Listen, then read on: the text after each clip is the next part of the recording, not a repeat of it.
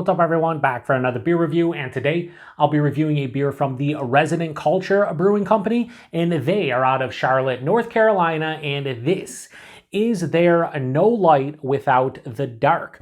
So this is a German-style Schwarzbier that comes in at 5% alcohol by volume, no IBUs listed in time of review. This can is just under 3 months old. I want to give a huge thanks and shout out once again to a very good friend of mine and viewer of the channel, Curtis, for this beer. So big thanks to him. In the description box, I'll post a link to the beer mail unboxing video I did that contains all the goodies that Curtis hooked me up with. He hooked me up with 7 different beers. This is one of the 7, and I'm stoked because I have never had or reviewed a beer from Resident Culture. Now, I've had collaborations that they were involved with. 2 of them were with Hop Butcher for the World. I reviewed them on the channel, but never had anything straight from the brewery, so I'm pretty excited about this one. I do like me some Schwarzbier, and yeah, sounds pretty good. Now, a little bit of confusion because I'm pretty sure they used to call this There Is No Light Without the Dark, and then they dropped the There Is. I was looking on Untappd, I couldn't find it. Seems as though this year they just changed the name, but kept the beer the same. So I think I'm right on that. If somebody can correct me if I'm wrong, I would love you to do so. But I think this is the same beer. It's just slightly different in terms of the name. So we'll give it a pour here. I've said it once. I'll say it again. When it comes to lagers, dark lagers, whether they're German or Czech, American, whatever, they are my favorite. I prefer the characteristics I get in dark lagers to pale lagers. Just how it is. Probably that is always how it'll be for me because, I got into beer as a whole with darker beers, stouts, porters, the whole 9, so it just makes sense. But anyway, that, my friends, is a beautiful looking beer. It looks pitch black, poured out more of a dark brown, but looks pitch black on camera, in person, in the glass, definitely pitch black. Has almost a 2-finger of this incredibly creamy, light brown colored head. It looks very dense. It has some, medium-sized bubbles, smaller bubbles. It doesn't look like super creamy or anything, but it looks beautiful. Hold it up to the light. Yeah, there's nothing getting through that. It looks absolutely fantastic. If someone's going to hand me any kind of dark lager and it looks like that, sign me up. So let's get into it. Oh, roasty, toasty. Yeah, roasty, toasty, kind of malt character, a little bit of that brown bread, darker bread. Touch of like a baker's chocolate. Mild coffee. Oh, medium roasted coffee. I was going to say mild, but it's a little bit bigger. It definitely has like a coffee kind of vibe to it. Underlying like caramel and toffee. There's this nice kind of hop character that's more to like the earthy, kind of slightly green side of things. Maybe earthy and almost like, I don't want to say grassy, but maybe floral, but it's definitely just straight earthy. Maybe a touch of like a dark fruit, like maybe a plum or something, dark cherry, very, very minute though. Has a nice roasty, toasty kind of malt character that's producing that baker's chocolate, the coffee, a little bit of caramel and toffee. And that's pretty much the predominant note. And I'm here for it because I like that. It smells really good. Let's get into it. Prost, everybody. Thanks again to Curtis.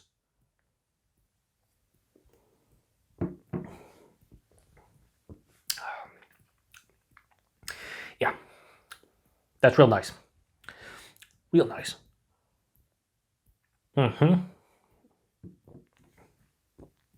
So when this style is done well, it does a great job of the intensity of the malt character and the roasty kind of malt character, the toasted kind of bready notes and whatnot.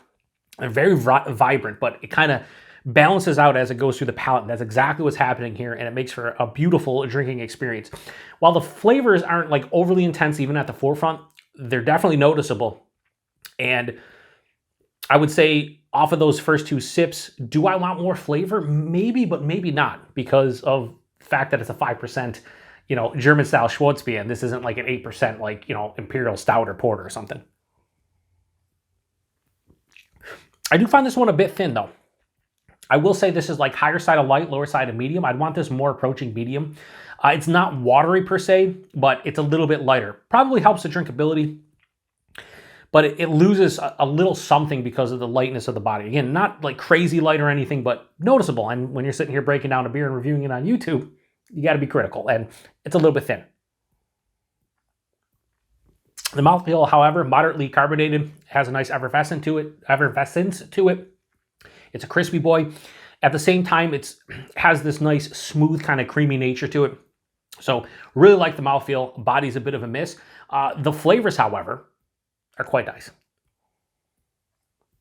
I don't want to repeat myself, so I'm just going to say everything in the nose from the malt character carries over. That all hits me at the front of the palate. And it's kind of just in order of what I said the aroma was.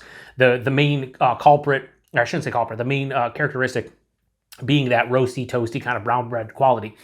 Halfway to 2/3 of the way through the palate, I get a little bit of that, like, I would say, like, again, a plum, a dark cherry, touch of a darker fruit. Then on the finish, it's earthy with a little bit of like a floral kind of tinge to it.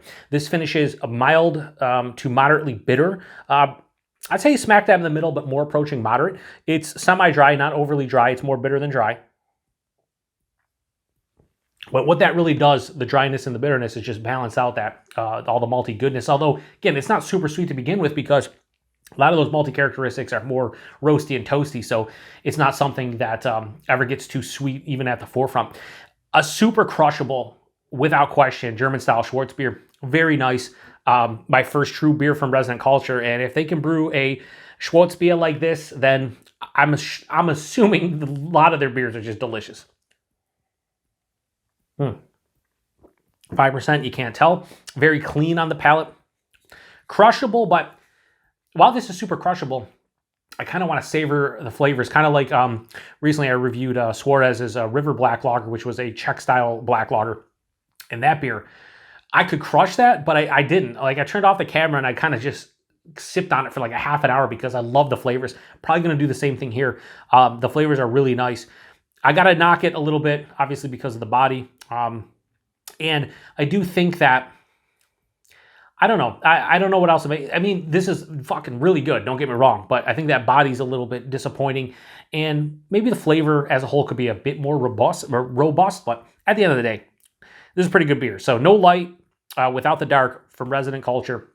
Courtesy of my man Curtis. I'm going to give this a straight 4.25 out of 5. I think that's kind of where this one lands. It's really well made. Outside of that body, I think this is pretty fucking good. So, and again, I sit here and talk about the body like it's fucking, drinks like it's water or something. It doesn't. Don't get it misconstrued. But when you're being, again, critical and you're reviewing it, you got to, throw your honest opinion out there. And I don't say bodies are like substantially thin a lot. And this isn't substantially thin, but this is definitely thinner than I would like out of this style. So I have to make it known, and I also have to kind of harp on it because it's one of the few things that this beer kind of lacks. So it is what it is. At the end of the day, this is a fucking delicious beer, and I happily drink this whenever I could. Now, as far as the price point and availability on this one goes, he had the price on the can. I took it off because I don't like having it during the review, but it was $4.25 for the can. I would imagine if they do 6 packs, it's probably like $16. Now, at the brewery, because, Curtis is in Ohio, the brewery's in NC, so when it makes distro, it's a little bit more expensive. Now, if this showed up in my neck of the woods and it was $16 4-pack, would I buy it? I might. I might buy a can or two of it when it's released, maybe a 4-pack. I would imagine in North Carolina at the brewery, probably a little bit cheaper, hopefully in like that $14 range. When it comes to these beers, whether it's a German Schwarzbier or a Pilsner or a Helles, or you go to the Czech side and you do a black lager, a dark lager, or a pale lager, or a Pilsner, I'm hoping that they don't breach that like $14 realm, but a lot of the breweries here in the US that do them extremely well, they start reaching that $15, $16, $17, $18 range. If this is like the highest it would be is $16 4-pack, I'm okay with it, but I would love to see this more in that $14 to $16 range, but whatever. I spent too much time on the price just now, but yeah, I think it's okay, but it's not fantastic value. And then availability, I have no idea with Resident Culture. Clearly, Curtis sees them in Ohio. They're out of NC. We have never seen them here in the Buffalo, New York area as far as I know. But if I do see any of their beer, I would definitely pick it up 100% because this is a very well-made German-style Schwarzbier that I enjoy. So if you've had this beer before, post in the comment section. If not, what's your favorite German dark lager? Is it something from Resident Culture? Is it something local to you? Maybe it's an imported one. Whatever the case may be, let me know. Once again, huge thanks to Curtis for this one. Appreciate everybody stopping by for another beer review here on the Beer Patrol. Did I mention that this is a very clean, refreshing, and somewhat crushable? I did? Okay, we're going to shut it down then. Anyway, appreciate it. To the next one. Prost.